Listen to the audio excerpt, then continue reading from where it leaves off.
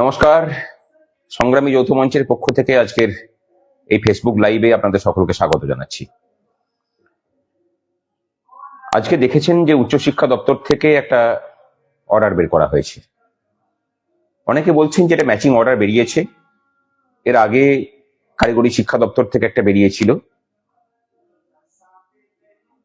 অর্থ দপ্তর যে অর্ডার দিয়েছিল তার পরিপ্রেক্ষিতে নাকি এটাকে বের করা হয়েছে। অবাক হয়ে দেখলাম যে অনেকেই খুব আনন্দের সাথে এটাকে পোস্ট করছেন। কতগুলো মৌলিক প্রশ্ন কিন্তু আমাদের সহকর্মীরা কেউ কোনো সমাজ মাধ্যমে এটাকে তুলে ধরলেন না। খুব অবাকই লাগলো বিষয়টাকে নিয়ে। আচ্ছা, যখন এই সরকারি কর্মচারীদের বকেয়া মেটানোর জন্য যখন সরকার বা অর্থ দপ্তর যখন ব্যবস্থা নিচ্ছিলেন, তখন কি তাদের দপ্তরের কর্মচারীদের কোনো তথ্য চেয়ে পাঠানো হয়েছিল? হয়নি কিন্তু। তার কারণ সমস্ত তথ্যই HRMS পোর্টালে ছিল, যে HRMS পোর্টালের মাধ্যমে সরাসরি সরকারি কর্মচারীদের বেতন এবং পেনশন হয়ে থাকে। ঠিক একই রকম ভাবে সরকার পোষিত ক্ষেত্রের সমস্ত কর্মচারী পেনশনারদের বেতন এবং পেনশন হয় IOSMS পোর্টালের মাধ্যমে। IOSMS পোর্টালের মাধ্যমে যখন সমস্ত স্তরের কর্মচারীদের পেনশন এবং বেতন, তার ফ্যামিলি পেনশন শুদ্ধ, প্রতি মাসে নিয়ম করে হচ্ছে, তাহলে প্রত্যেকের তথ্য 1/1/2016 পর থেকে ওই IOSMS পোর্টালে HRMS পোর্টালের মতো করেই নথিভুক্ত আছে। তাহলে সেই তথ্যকে বাদ দিয়ে আবার নতুন করে দপ্তরগুলো থেকে তথ্য চেয়ে পাঠানো হচ্ছে, এটা আসলে সময় নষ্ট করার খেলা ছাড়া কিচ্ছু নয়। আপনারা এটা বুঝতে পারছেন না। যদিও সংগ্রামী যৌথ মঞ্চের পক্ষ থেকে এটা আগেও আমরা বলেছি, কিন্তু এক শ্রেণীর কর্মচারী আছেন যাদের মনে হয় যে হ্যাঁ, সংগ্রামী যৌথ মঞ্চ থেকে অন্যান্য সকলে বোধহয় অনেক বিশ্বাসযোগ্য এবং কথাবার্তা বলছেন।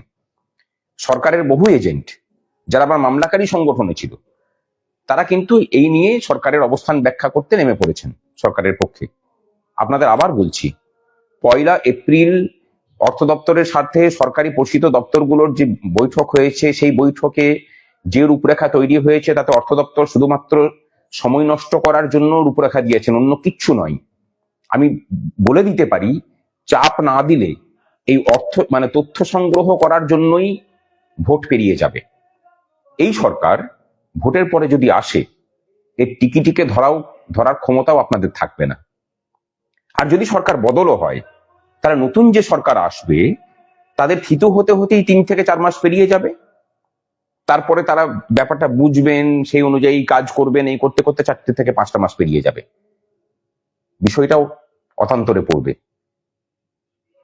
যে তথ্য অলরেডি অর্থ দপ্তরের কাছে আছে, যে তথ্য সরকার পোষিত বিভিন্ন ডিপার্টমেন্টের কাছে আছে, আমি কলকাতা কর্পোরেশনের কথাই বলছি, তারা কিন্তু অর্থ দপ্তরে ভেটিং করে সমস্ত তথ্য পাঠিয়ে দিয়েছেন। তাহলে প্রশ্ন হলো, তথ্য যেহেতু কলকাতা কর্পোরেশন পাঠিয়ে দিয়েছে, শিক্ষা দপ্তরেও কিন্তু প্রাথমিক এবং মাধ্যমিক শিক্ষা দপ্তরেও কিন্তু এই তথ্য একদম সম্পূর্ণ ভেটিং করে রেডি করা আছে। তাহলে অর্থ দপ্তরকে এই দপ্তরগুলোতে এই প্রক্রিয়া শুরু করবেন? একদমই নয় কিন্তু। কারণ তারা নতুন করে তথ্য চেয়ে আসলে সময়টাকে নষ্ট করতে চান। যারা বুঝতে পারছেন না, আমার মনে হয় তাদের পোগো দেখা উচিত।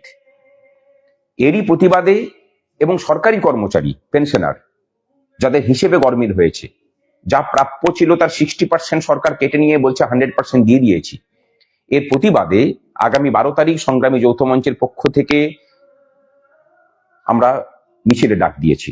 জমায়েত হাজরা মোড়, বেলা 12:30টার সময়। অনেকে বলবেন যে রাজনীতি করতে নামছি, একদমই নয়। 294টা কেন্দ্রে যখন মুখ্যমন্ত্রী ক্যান্ডিডেট এবং তার কথা মতোই যখন সমস্ত কিছুটা চলছে, তখন তার যেখানে মূল, সেখানে আঘাত করাটাই হচ্ছে প্রকৃত আন্দোলনের স্বরূপ। যারা এড়িয়ে যাবেন, যেতে পারেন, অসুবিধা নেই। কিন্তু যারা মনে করছেন, যেসব পেনশনাররা মনে করছেন যে আপনাদের টাকার হিসেবে গরমিল হয়েছে, যারা ফ্যামিলি পেনশনার আছেন, ওই দিন সকলে আসুন। আর এই বাংলাতে যারা তথাকথিত বুদ্ধিজীবী বলে নিজেদেরকে মনে করেন, তারাও সেদিন পথে নামুন।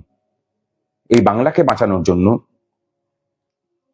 ভবিষ্যতে ছেলে মেয়েদের চাকরির সুরক্ষা করার জন্য, চাকরি প্রার্থীদের হকের দাবি আদায় করার জন্য, এবং 2026-16 সালের SSC পরীক্ষার্থীদের সাথে যে চক্রান্ত হয়েছে, এই সমস্ত কিছুর জালকে ছিন্ন করার জন্য আগামী 12 তারিখ আমরা পথে নামছি। সকলে আসুন, দেখা হবে। এই বক্তব্য কিন্তু অত্যন্ত গুরুত্বপূর্ণ, সকলে মাথায় ঢুকিয়ে নিন এবং সকলের কাছে এই বার্তাগুলো পৌঁছে দিন। এই ভ্রমের মধ্যে থাকবেন না যে অর্থ দপ্তর কার্যকরী পদক্ষেপ গ্রহণ করছে। অর্থ দপ্তর কোনো কার্যকরী পদক্ষেপ গ্রহণ করেনি, তারা শুধু কারক্ষেপ করে সময় নষ্ট করতে চাইছে। এবং আপনার আমার সামনে গাজর ঝুলিয়ে এই ভোট বৈতরণী পার হয়ে যাবার পরে আর কিন্তু কারোর টিকিটে ছুঁতে পারবেন না। তাতে এই সরকার যদি থাকে বা সরকার যদি বদল হয়, বদল হলে পরে নতুন সরকার এসে বলবে আমাদের বুঝতে বুঝতে সময় লাগবে, আপনি কিছু বলতে পারবেন না। সুতরাং এই সরকার থাকতে থাকতেই তার দেওয়া প্রতিশ্রুতি বাস্তবায়িত করার জন্য পথে নামা ছাড়া অন্য কোনো রাস্তা দেখছি না। আগামীতে সুপ্রিম কোর্টের যে লড়াই আছে, আপনারা ভরসা রাখুন, সংগ্রামী যৌথ মঞ্চ সেই লড়াইয়ে জয়লাভ করার জন্য যা কিছু করার তার সমস্ত কিছু প্রস্তুতি কিন্তু নিচ্ছে। লড়াইটা আমরা জিততে চাই রাস্তায় এবং আদালতে, কিন্তু সহযোগিতাটা আপনাদের চাই। আসুন, হাতকে শক্ত করুন, কথা দিচ্ছি আপনাদের সকলের অধিকার আমরা সুরক্ষিত করব। আর আমরা যে কথা বলেছিলাম, সারা রাজ্যের কর্মচারী পেনশনার এবং ফ্যামিলি পেনশনার যারা আছেন তাদের কাছে অনুরোধ, আপনার পাড়াতে আপনার পাশাপাশি যে সাধারণ মানুষরা আছেন তাদের কাছে এই সরকারের অপকর্মগুলোকে তুলে ধরুন। আপনি প্রস্তুতি নিন এবং আপনি টার্গেট নিন যে অন্তত 10টা থেকে 15টা পরিবারকে আপনি আপনার কথাগুলো এই সরকারের প্রকৃত স্বরূপগুলোকে তুলে ধরতে পারবেন।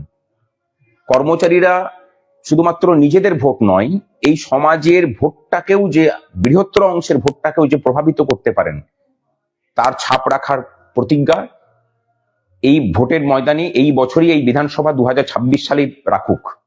সরকারি কর্মচারীর একটা রাজনৈতিক শক্তি হিসেবে উঠে আসুক। আমি কেন বলছি, এটা ভবিষ্যতে আপনাদের স্বার্থ সুরক্ষিত করার জন্যই। আমি এই কর্মচারী বলতে কিন্তু অস্থায়ী কর্মচারীদের বাদ দিচ্ছি না। সকলেই আসুন, আমরা টার্গেট নিই যে আমরা যে সংখ্যায় আছি, আমরা যদি 10টা থেকে 15টা পরিবারের কাছে এই বার্তাগুলোকে তুলে দিতে পারি এবং তাদেরকেও যদি সরকারের বিরুদ্ধে অবস্থান নিতে উৎসাহিত করতে পারি, খেলা খতম হয়ে যাবে। আসুন, নিজেদের বদলের জন্য, নিজেদের অধিকার সুরক্ষিত করার জন্য পরিবর্তনের দরকার। বদল হোক বদলের জন্য, পশ্চিমবঙ্গের প্রগতির জন্য, বাঙালি জাতির ভবিষ্যৎ সুরক্ষার জন্য। ভালো থাকবেন, দেখা হচ্ছে আবার অন্যদিন।